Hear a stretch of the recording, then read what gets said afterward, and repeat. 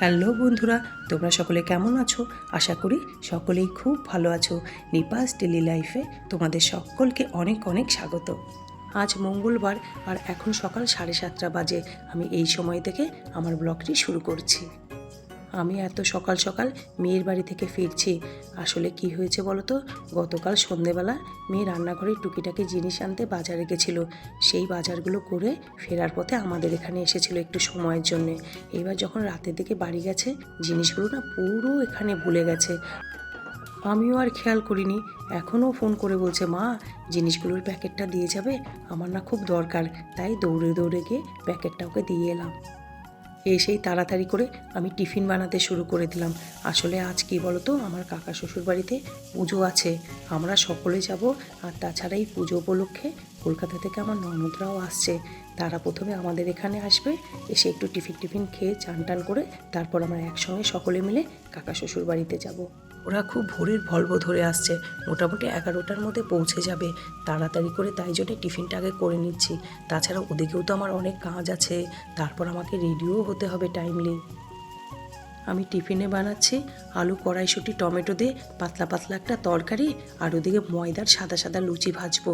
আর বরকে বলেছি খাস্তা জিলেবি নিয়ে আসতে। আলু, কড়াইশুঁটি, টমেটো ভালো করে কষে গেছে, তারপর আমি জল দিলাম। জল দিয়ে এবারে এই যে ঢাকা দিয়ে দিচ্ছি, এটা ফুটতে থাকুক। আর ওই দেখো পাশের গ্যাসে আমি ভাত বসিয়ে দিয়েছিলাম মায়ের জন্য, ভাতও হয়ে গেল। মায়ের দুপুরের খাবার রেডি হয়ে গেল। আর ওদিকে সবজিতেও আমি চাপা ঢাকা দিয়ে দিয়েছি, ওটা আস্তে আস্তে হোক। ততক্ষণ আমি ময়দাটা ভালো করে ময়ান দিয়ে মেখে রাখি। আর এই ময়ান দেওয়ার সময় পরিমাণ মতো নুন, সাদা তেল আর সঙ্গে না একটু বেশি বেশি করে মিষ্টি দিই। আমার বাড়িতে না একটু মিষ্টি মিষ্টি লুচি পরোটা খেতে সবাই ভালোবাসে।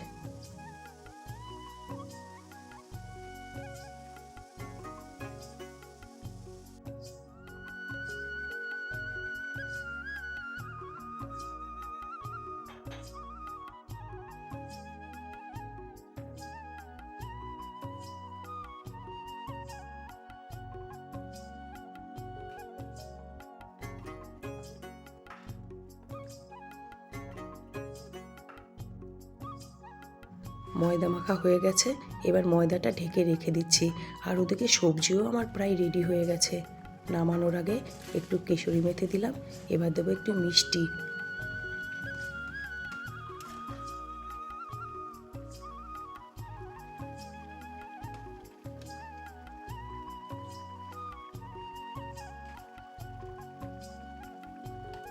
যেহেতু এটা লুচি দিয়ে খাবো, তাই সবজিটা একটু মিষ্টি মিষ্টি করলাম। আর অনেক পরিমাণে না কাঁচা লঙ্কাও দিয়েছি। মিষ্টি মিষ্টি ঝাল ঝাল আলু, কড়াইশুঁটি, টমেটোর পাতলা পাতলা তরকারি আমার রেডি হয়ে গেছে। আজ তো আর বাড়িতে রান্না নেই, কারণ আমরা সকলেই কাকা শ্বশুর বাড়িতে খাবো। দুপুরেও খাবো, রাতেও খাবো। তাই জন্যে হাতের হাত রান্নাঘরটাকেও একদম পরিষ্কার করে গুছিয়ে নিচ্ছে।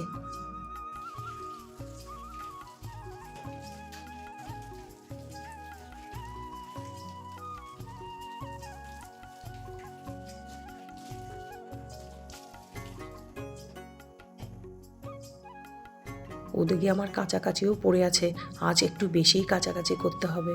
বলছিলাম না মায়ের বিছানাটা চেঞ্জ করব আজকে, তাই জন্য আমি আর বর সকাল সকাল না উঠে আগে মায়ের বিছানাটা চেঞ্জ করে নিয়েছি। আর বয়স্ক মানুষের বিছানা তো ভালো করে ডেটল দিয়ে সার্ফ দিয়ে পরিষ্কার না করলে না চলে না। সেই কারণে জানো তো, আমি চুমকি দিকে আমার শাশুড়ি মায়ের কাছাকাছি দিই না, আমি নিজে হাতে কাছি। এই কম্বলগুলো কাচার পর এত ভারী হয়ে যায় না, কি বলবো। অন্যদিন কি করি বলো তো, কাচার পর পারে খানিকক্ষণ রেখে দিই। জল ঝরে গেলে যখন হালকা হয়ে যায় কম্বল, তখন মেলে দিই।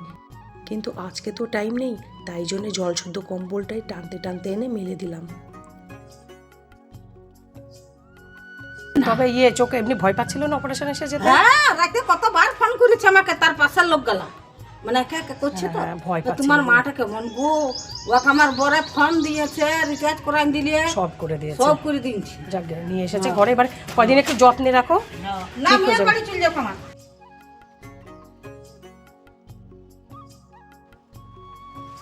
আমার সকল কাজকর্ম কমপ্লিট করে তারপর স্নান সেরে রেডি হয়ে এখন কাকা শ্বশুরের বাড়ির উদ্দেশ্যে রওনা দিলাম। আর বলেছিলাম না দিদিভাইরা আসবে, তারপর সকলে মিলে একসঙ্গে যাব কাকা শ্বশুর বাড়িতে, সেটা আর হয়নি জানো তো। দিদিভাইরা ডাইরেক্ট চলে গেছে কাকার বাড়িতে।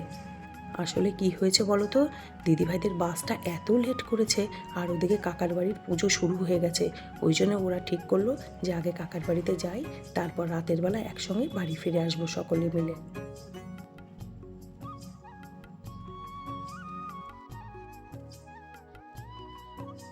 আমি পৌঁছে গেছি কাকার বাড়ি, আর দিদিভাইরাও বললো এই 5 মিনিট হলো ওরাও পৌঁছেছে কাকার বাড়িতে।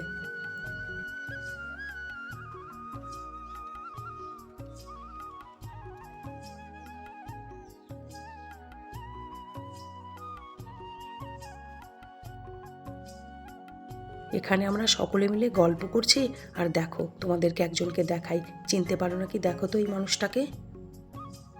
কেমন লাগছে তোমরা কমেন্টসে বলো তো। আর এক কাল দাড়ি করে রাখে জানো তো, কথাই শুনতে চায় না। দাড়ি টাড়ি কেটে পরিষ্কার হয়ে থাকলে কত সুন্দর লাগে দেখতে, কিন্তু কথাই শোনে না। যখন ইচ্ছা হয় দাড়ি কাটে, আর যখন ইচ্ছা হয় না এক গাল দাড়ি। সব ওটা আগে দাও।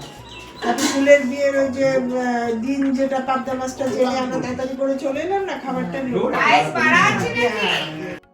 না খায় না, ভাতটা দিও না, ঠিক আছে। ওটা তোমার ইয়ে করে মানে হাতে খাবার। আমাদের সকলের খাওয়া দাওয়া কমপ্লিট হয়ে গেছে, এখন আমি বাড়ি যাচ্ছি। এখন বিকেল 4:30 বাজে। দিদিভাইরা রয়ে গেল, দিদিভাইরা একবারে রাতের বেলা যাবে।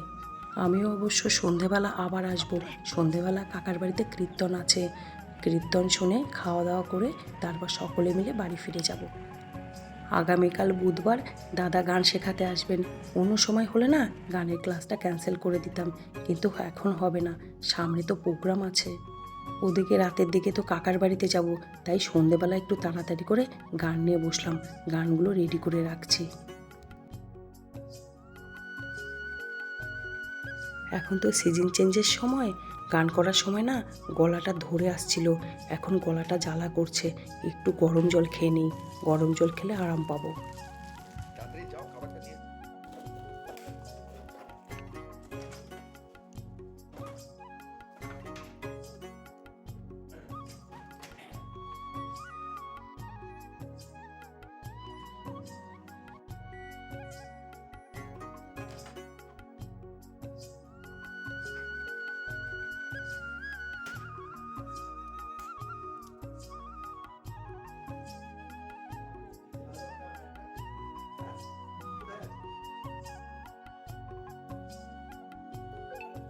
এখন রাত্রির 8টা বাজে।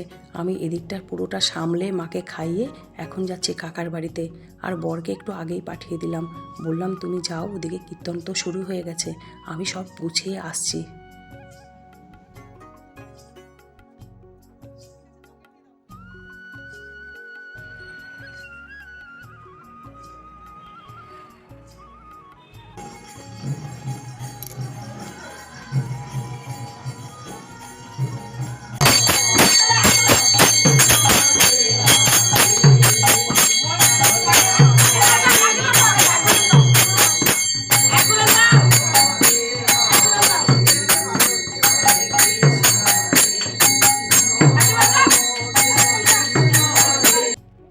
কীর্তন শুনে তারপর রাতের বেলা সকলে মিলে খাওয়া দাওয়া করে এখন যাচ্ছি বাড়িতে। বাই, আবার দেখা হবে পরের ব্লগে। ভালো থাকবে, সুস্থ থাকবে, আর সব সময় হাসি খুশি থাকবে।